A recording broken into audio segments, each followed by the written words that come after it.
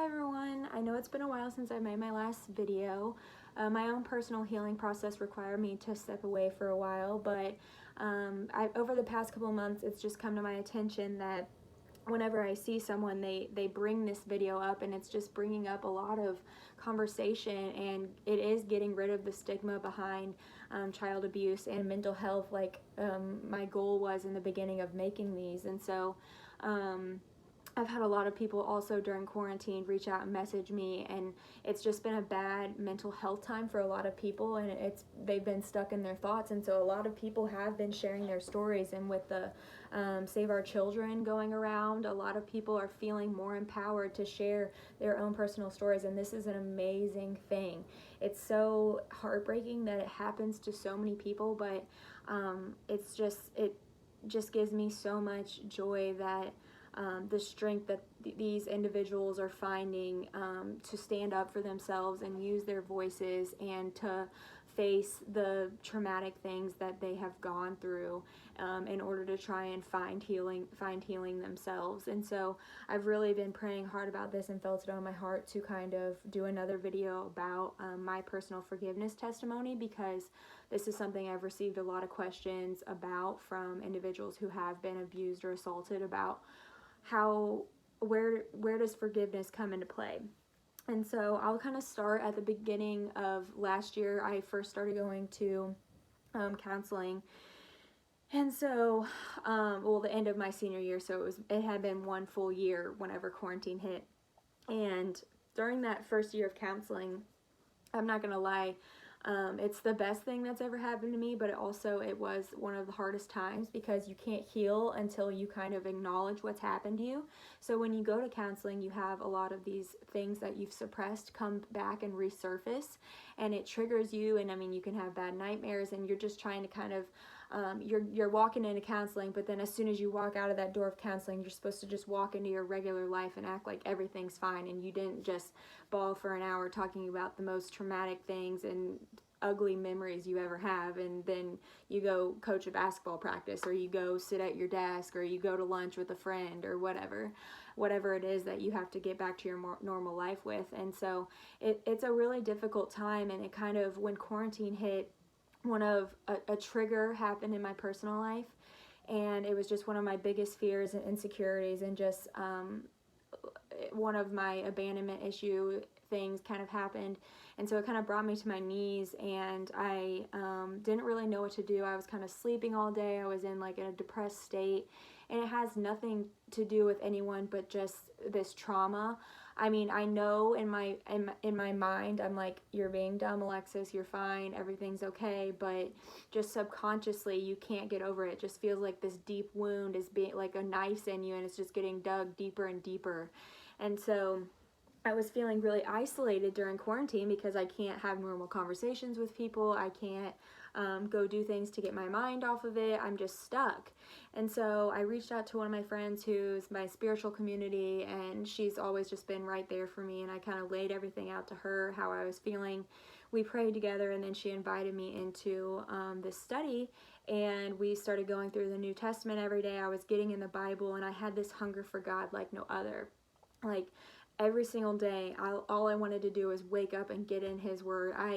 I started realizing how big of a blessing everything was in my life. The food that was put before me, that is a blessing. Every single thing that I had in my life was the biggest blessing. And so I just started learning more about the grace that God extends to me, and how much grace I needed for all of the sins of my past. And it just made me think about things from my abuser's perspective, and how although he's done terrible things, how my forgiveness could change the course of his life, or how what has he been through. I doubt that he just wants to be a pedophile because he wants to be a pedophile. What traumatic issues has he had that caused him to react in that way, And so I just started thinking about this, and I started realizing how heavy of a burden it is to not forgive him. Whenever I blame him for everything, whenever I get in this pity me state, whenever I get in this depressive state and blame everything on him and all of life's difficulties on him, how heavy of a burden that was, and just how much hate was filled in my heart, and how whenever your heart's filled with hate, that's what you speak, and that's how you act to others. And I wanted to be love. I wanted to be peace. I wanted to just be able to breathe. And so I laid all that brokenness at God's feet. I told him all of these things. I talked to him continuously. I prayed. I fasted and prayed. I just prayed for healing. And one day my mom kind of realized how much deeper I was getting and how I just couldn't get enough of God. And she was like, I have this really good book for you. It's a prayer book, and she handed it to me. And she obviously knows everything that's happened to me and stuff, but she didn't know personally I was on this healing journey right at that moment. But I opened the book, and there's a bookmark in this page, and I will put it up here. It says, prayer for sexually abused and incest survivors prayer. So it's one of those things where my mom had this in her bedside table on her bedside. My mom's been fighting for me in prayer.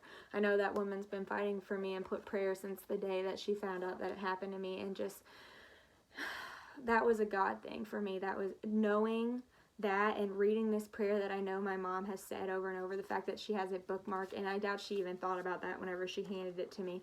She's never said a word about it, and I've actually never said a word about it to her that I found it, but that just meant so much to me, and it was an answered prayer from God, and it just allowed me to release more of that, because I am so blessed to have the supportive family that I have, and that brokenness allowed me to further myself and grow myself towards the kingdom. I am now in a place where I feel that I am more connected to God than ever, and if it takes that abuse in order to get me there, then that's what it takes. And that's it. Everything that happens in life is to grow the kingdom and to get more people into heaven and allow people to praise Jesus. And this is the thing that has brought me closer to him, because this is the thing that broke him. And all my good days in the past, I wasn't seeking Jesus. I was like, oh, my life's good. I'm just going to keep doing my own thing. I don't need to praise him. It's whenever the bad things in our life happen, that's whenever we turn to him, okay? And so this is the exact reason why I know it happened to me. And just knowing this allowed me to forgive even more. And so one day, I pass my abuser's house every time I drive from my hometown to where I live and coach now. And I was on my drive, and I was listening to a podcast, and I was praying, and I was like, Alexis, if you pass this guy's house and he is outside, then you are going to drive up his driveway, and you are going to face him, and you are going to look him in the eye, and you're going to tell him that you forgave him, because that could change the course of his life. That could change literally him forgiving himself and treating others from now on better and in a loving way, and bringing him back to Jesus. And so I was driving, and I was fully intending on doing this, and I passed his house, and he wasn't outside. So it wasn't one of those things where I felt like I needed to do it the next time I saw him or anything. At that moment, God lifted that burden and that pain out of my body. I don't even know how else to explain it, but I just felt this peace beyond all human understanding in that moment. And it just feels amazing to have, just to be able to breathe, kind of like I said earlier. And it's one of those things where I forgive him, I truly do. Because it's just too much to carry, and Jesus has forgiven me of so much, so how am I supposed to sit here and say, you forgive me, but I can't forgive this person of this? And I'm tired of blaming him for all of the difficulties in my life. It's time for me to take responsibility. It's time for me to work those things out with God and with my counselor and with myself. And yeah, there are hard times. the healing process isn't a perfect process. I think that God's the only person who can give me perfect healing, and I think that he can do that if he wants, but I think that it's going to take a long time to get to that point, and I think that there are going to be setbacks, so there are going to be times where I feel like I'm healed, and then something's going to happen, and I'm going to kind of go backwards, but that's where I continue to trust in him and trust that there's a reason for the ways that I'm feeling, and I just want to be better towards other people and just extend the same grace to them as God has extended to me.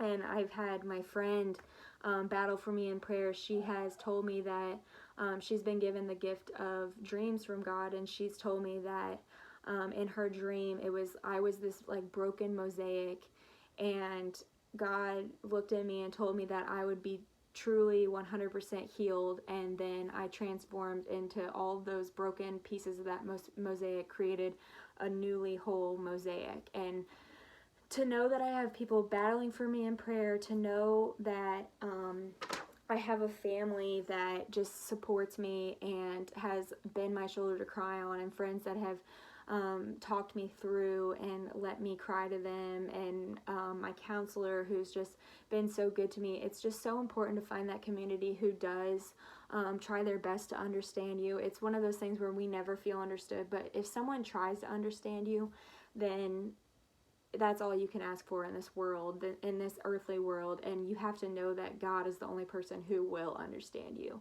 And if you tell him everything and you give it all to him, then he will provide you with the freedom that you ask for and that he can only grant us. And so I just think that it's really important to know that time does not heal all wounds, but time with Jesus does, and he is the only person that can provide us with this overwhelming joy and peace that just is better than anything else that I could ever imagine. And so, as always, I hope that if you have any questions or if you ever just need someone to talk to, I'm here, and I really hope that, or someone to pray for, or someone to pray with, I will pray with you. I will send you Bible verses. I will send you songs that have got me through it. I will send you different podcasts that I've listened to, or YouTube videos, anything that will help you. Please just don't be afraid to reach out to me, and I will do my best in order to do so. But just give yourself grace. Forgive yourself. That's another huge thing. Not just forgiving the person who's done it to you, but forgiving yourself. And now I am really on the road to forgiving all of those who are involved in the human sex trafficking. That's my next major point of, that's where I'm at my feet on my knees right now, praying to God to allow me to just pray for the hearts of those individuals who are involved in that, who are doing this evil work in this world, rather than me just hating them and having so much resentment towards them. So I would ask and invite you guys to pray for that as well. But thank you guys for listening, and I hope you have a great rest of your week.